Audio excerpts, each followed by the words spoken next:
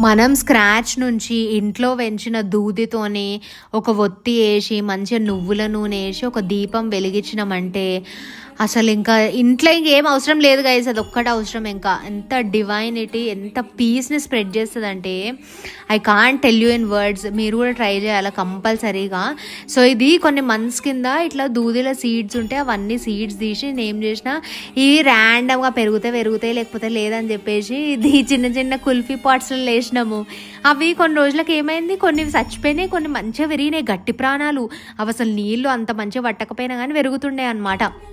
అవి వేరే పాట్లకు షిఫ్ట్ చేసినాక మొన్న 4 months తర్వాత మంచిగా బడ్స్ అన్నీ ఫామ్ అయిపోయి ఆల్ దట్ ప్రాసెసెస్ హ్యాపెండ్. 4 monthsకి ఇట్లా చిన్నగా దూది స్ప్రౌట్ అయిపోయింది అనమాట. అంటే పాప్ అయిపోయినాయి అందులో నుంచి మంచిగా డ్రై అయిపోయి. మా వరుణిక అయితే అసలు అవి చూసి ఎంత ఎగ్జైట్ అయిందో, ఓ దూది ఇట్లా పెరుగుతుందా అని చెప్పి ఒక లైవ్గా యూజ్ చేసింది అనమాట. మొత్తం దాని ప్రాసెస్ అంతా సీడ్స్ దగ్గర నుంచి దూది వెళ్ళే వరకు. Now she knows clearly okay ఎట్లా పెరుగుతుందని. మేమేమో దూది మంచిగా వత్తిలేద్దామని పౌడర్ వేసుకుంటే ఆమెనేమో పౌడర్తో ఐ షాడోలు బ్లష్లు వేసుకొని కూసుందనమాట. మాకు అరౌండ్ లైక్ 10 to 11 ఒత్తులు వచ్చినాయి. కొంచెం దొడ్డిగా వేసినాము, సన్నగా వేసే వాళ్ళకైతే ఇంకెక్కువనే. ఇక దియాస్ వెలిగించినాం అనమాట. కూల్ కదా, యూ షుడ్ ట్రై.